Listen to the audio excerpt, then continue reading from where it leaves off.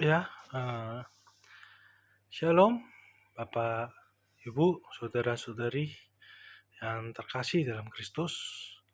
Selamat malam dan salam sejahtera bagi kita semua. Mungkin Bapak Ibu yang melihat secara online, ada yang pagi, ada yang malam, ada yang siang atau sore. Tapi intinya salam sejahtera untuk kita semua, baik yang sudah berada di dalam Kristus maupun belum berada di Kristus. Tapi sama-sama salam sejahtera untuk semuanya. Di malam yang indah ini, kita akan merenungkan sebuah tema yang sangat relevan di dengan kehidupan kita di hari-hari ini. Yaitu apa? Tentang keikhlasan dan penyerahan diri kepada Tuhan. Tema ini tidak hanya memiliki makna rohani yang mendalam, tetapi juga memiliki resonansi dalam kehidupan sehari-hari kita. Saudara-saudari terkasih, jika kita berbicara tentang keikhlasan, mungkin sebagian dari kita teringat akan sebuah moto yang tidak asing lagi. Apalagi untuk saudara-saudara saya yang di tanah kelahiran saya, di kota Pemalang, ada suatu moto yang orang Pemalang tuh selalu mendengarnya. Mungkin kita sudah tahu kalau sama-sama kita berada dalam satu kota. Moto Kabupaten Pemalang itu adalah Pemalang Ikhlas. Sebenarnya ikhlas itu memiliki moto yang panjang ya, kata indah, asri, terus makanya disebut ikhlas. Moto ini bukan sekedar slogan biasa. Pada waktu itu moto atau slogan ini tuh mau diganti oleh bupati yang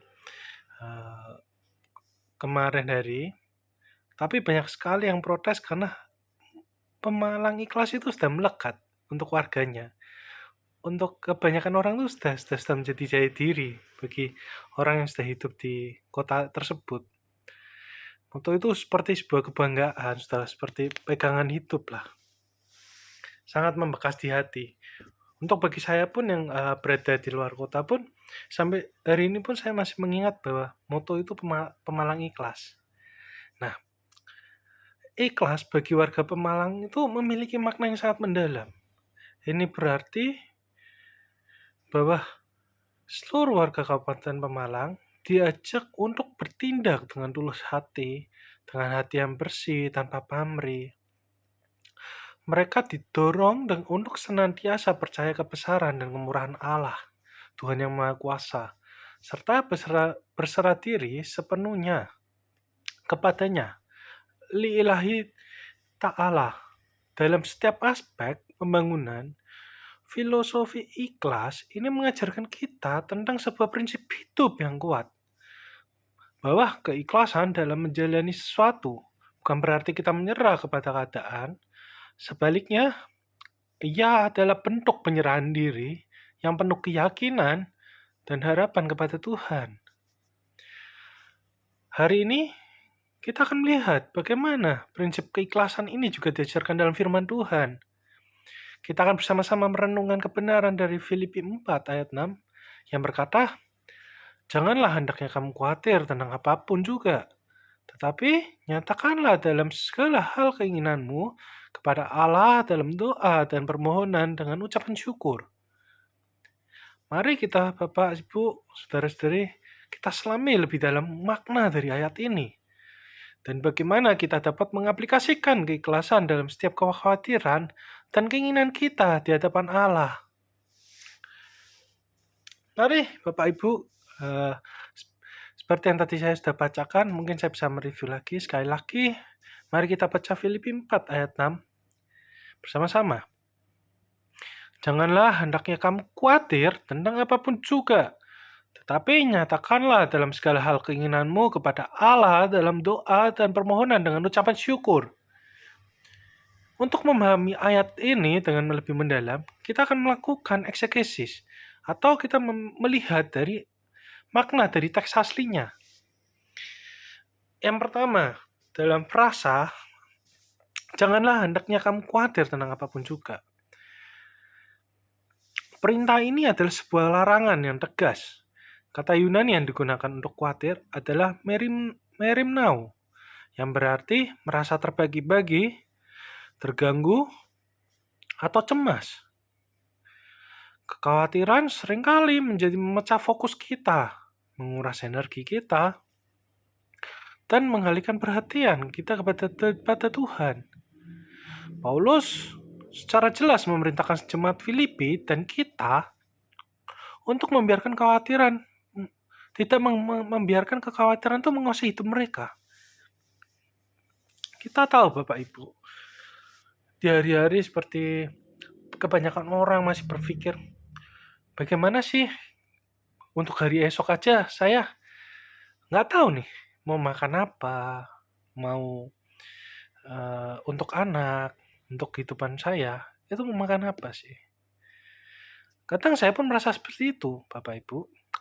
Banyak sekali hal-hal yang tidak bisa dijelaskan atau kita uraikan bahwa kekhawatiran itu benar-benar membekas di hati dan sangat membekas di kepala ya. Seperti, aduh gimana nih, sudah nggak ada uang, besok mau makan apa, mau bayar SPP nih loh buat anak, besok anak masuk sekolah, sepatu sudah sobek. Tapi di dalam ayat ini, itu sebuah larangan yang tegas. Janganlah hendaknya kamu khawatir tentang apapun juga. Semakin kita khawatir, semakin itu akan membuat kita menjadikan beban pikiran. Fokus kita tuh terbelah. Yang seharusnya fokus kita itu menjadi kepada Tuhan, kepada Allah. Kita bisa hidup dekat dengan Tuhan. Itu menjadi sebuah kekhawatiran, ketakutan yang selalu membekas. Menjadikan kita jauh. Karena kita akan merasa, bagaimana nih, bagaimana. Lalu, dijelaskan lagi setelah frasa atau kalimat itu, berkata, tetapi nyatakanlah dalam segala hal keinginanmu kepada Allah. Frasa ini atau kalimat ini kontras dengan kekhawatiran.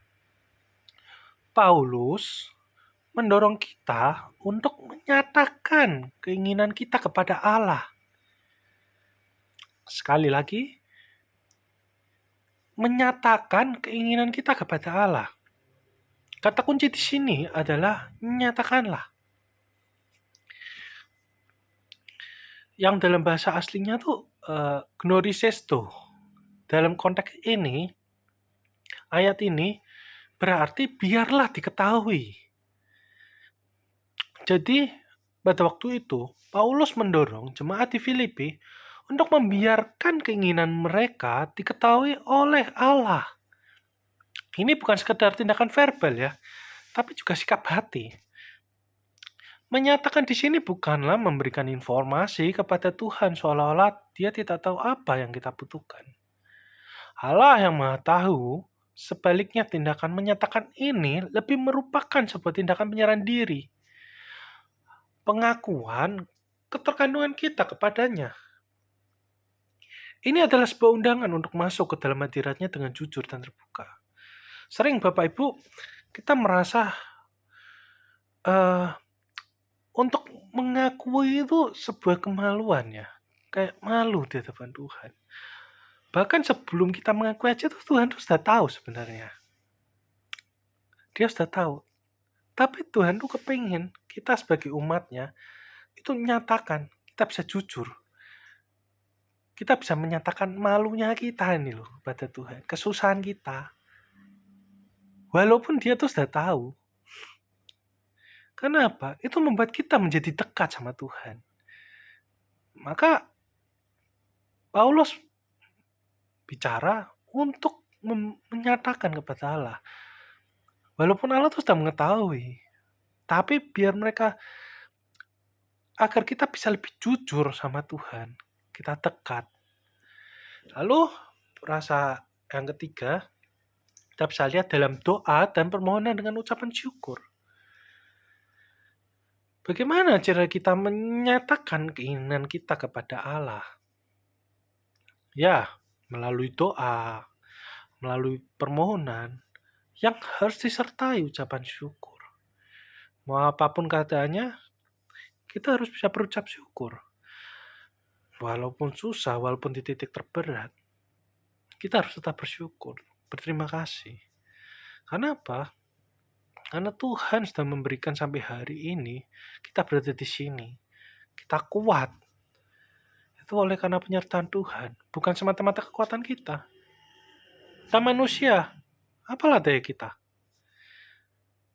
Mungkin benar kita punya kekuatan, tapi tak sebanding dengan penyertaan Allah. Doa, dalam bahasa teks aslinya, proseuche, ini adalah komunikasi umum dengan Tuhan. Bisa berupa pujian, penyembahan, pengakuan dosa, atau ungkapan hati. Banyak sekali cara menyampaikan suatu isi hati itu kepada Tuhan tuh. Tidak cuma dengan doa, penyembahan, pengakuan dosa, ungkapan hati. Bahkan ada suatu kata-kata yang sangat indah sekali yang seperti saya ingat. Di saat kita sudah tak punya apa-apa dan cuma hanya air mata menangis, berlututlah menangislah di hadapan Tuhan. Karena semua itu Tuhan akan mendengarkan. Bagaimana ungkapan hati saudara dan saya kepada Tuhan. Karena Tuhan mengasihi kita. Tak usah kau takut, tak usah kau lemah. Karena Tuhan mengasihi kita, mengasihi saudara-saudara. Yang kedua, di dalam permohonan. Atau bahasa teks aslinya, thesis. Ini lebih spesifik, yaitu permohonan atau permintaan akan kebutuhan-kebutuhan tertentu. Ini menunjukkan kerendahan hati kita di hadapan Tuhan. Mengakui bahwa kita itu membutuhkan pertolongan. Jadi nggak semata-mata kita meminta kebutuhan akan yang berlebihan. Tapi memang Tuhan, ini loh, saya butuh pertolongan Tuhan. Ini saya nggak bisa.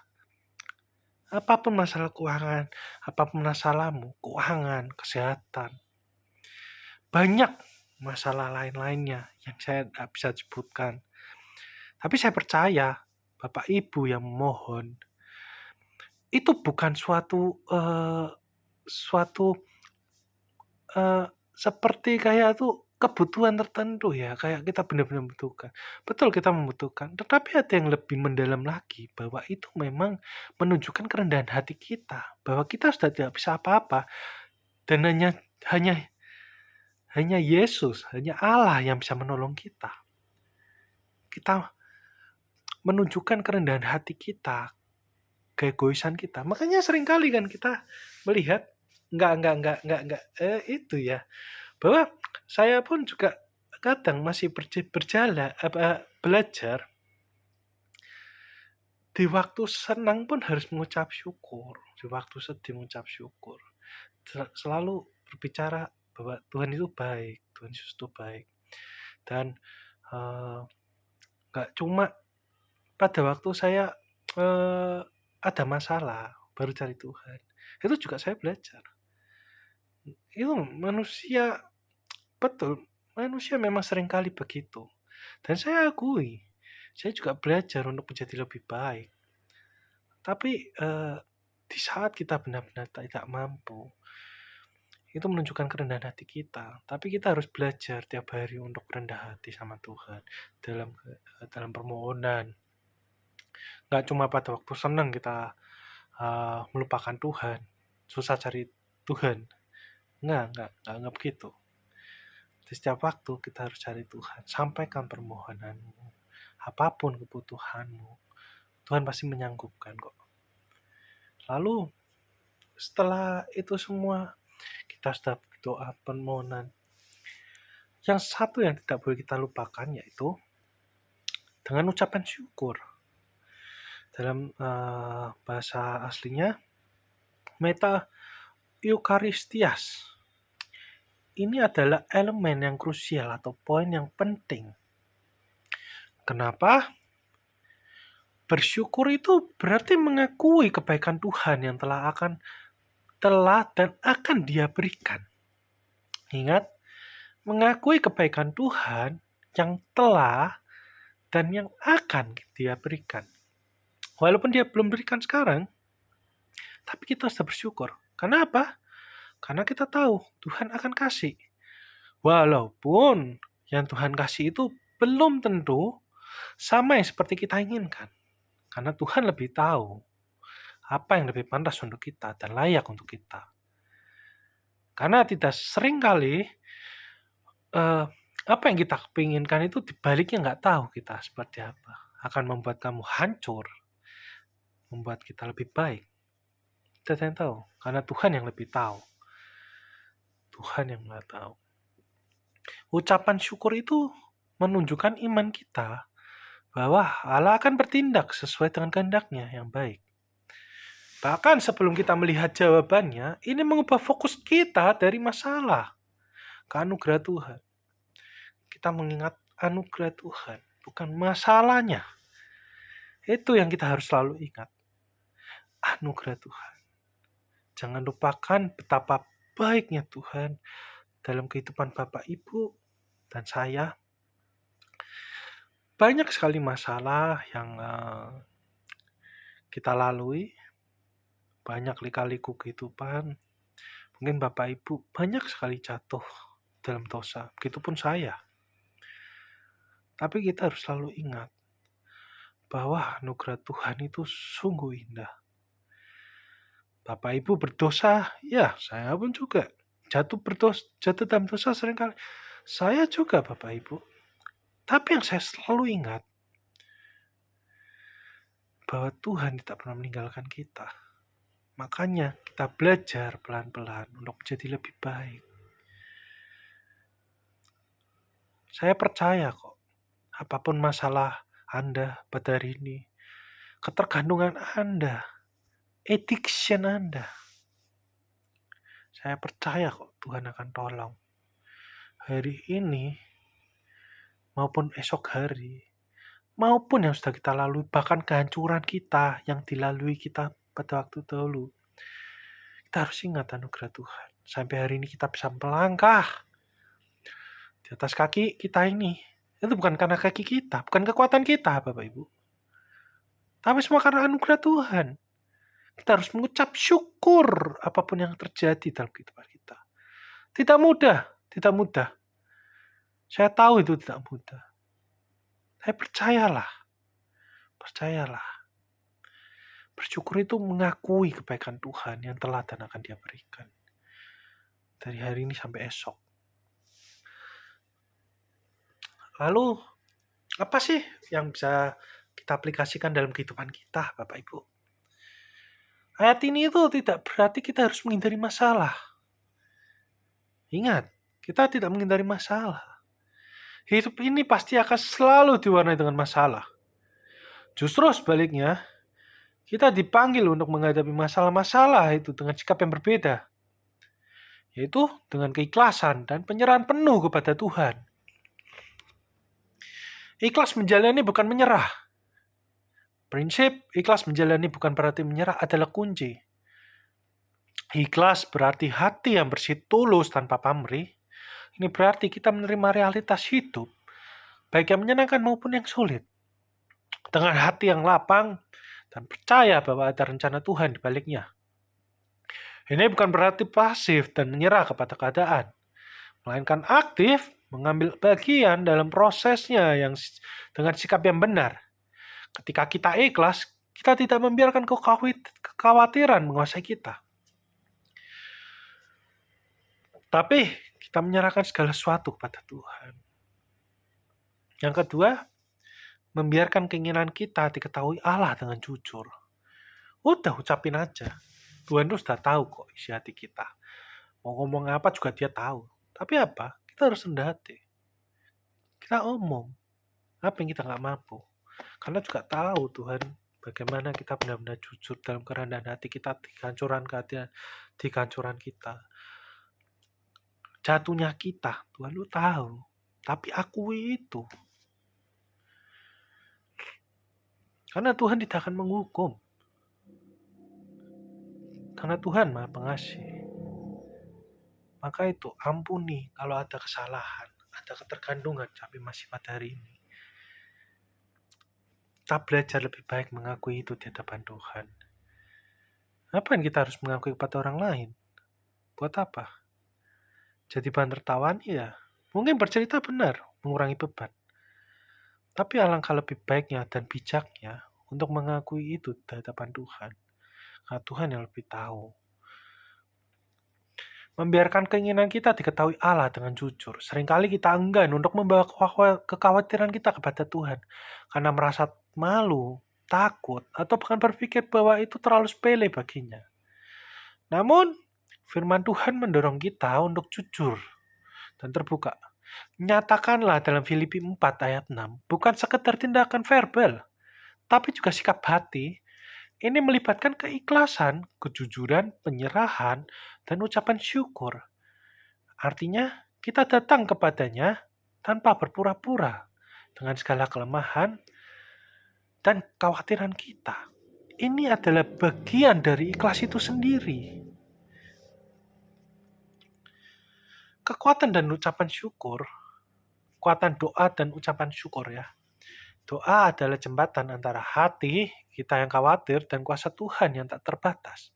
Ketika kita berdoa dengan permohonan, kita meletakkan beban kita di kaki Tuhan, dan ketika kita melakukan dengan ucapan syukur, kita menyatakan iman kita dalam Dia. Dia adalah Allah yang berdaulat dan baik, yang sanggup melakukan segala sesuatu melampaui apa yang kita pikirkan atau minta. Doa itu seringkali juga mengurangi beban. Saat kita menceritakan segala kekhawatiran kita kepada Tuhan, ada beban yang terangkat dari pundak kita. Menyadari bahwa kita tidak sendirian menghadapinya. Rasanya tuh plong sudah bercerita. Ucapan syukur mengubah perspektif. Fokus kita bergeser dari masalah yang membebani untuk menjadi kebaikan Tuhan yang tidak pernah gagal. Ini membawa damai sejahtera dalam kehidupan kita, dalam keluarga kita, di orang sekitar kita. Damai sejahtera yang melampaui segala akal. Janji dari Filipi 4 ayat 7, ayat Filipi 4 ayat setelah Filipi 4 ayat 6 adalah bahwa ketika kita melakukan hal ini, damai sejahtera Allah yang melampaui segala akal akan memelihara hati dan pikiranmu dalam Kristus Yesus. Ketika kita datang kepada Allah dengan hati yang ikhlas, kita mengalami damai sejahtera yang melampaui segala akal. Damai sejahtera ini bukan berarti tidak ada masalah ya. Tetapi damai di tengah masalah, ini adalah kedamaian yang tidak masuk akal bagi dunia. Karena ia berasal dari sumber ilahi. Jadi, saudara-saudari terkasih, Bapak Ibu semuanya, di akhir ini, Filipi 4 ayat 6 mengajarkan kita sebuah prinsip hidup yang transformatif. Jangan khawatir, tetapi nyatakanlah segala keinginanmu kepada Allah dalam doa dan permohonan dengan ucapan syukur. Ini adalah panggilan untuk hidup dalam keikhlasan, menyerahkan segala beban kita kepada Tuhan dengan hati yang tulus dan penuh percaya. Marilah kita hidupkan prinsip ini dalam keseharian kita. Ketika kekhawatiran datang mengetuk pintu hati kita, jangan biarkan ia berdiam di sana. Tidak. Sebaliknya, bawa kekhawatiran itu kepada Tuhan dalam doa, permohonan, dan ucapan syukur. Dengan demikian, kita akan mengalami damai sejahtera Allah yang melampaui segala akal, yang akan memelihara hati dan pikiran kita dalam Kristus Yesus dan selamanya. Selamat malam, saya Sony Darman Wijaya. Kiranya Tuhan Yesus memberkati kita semua. Amin.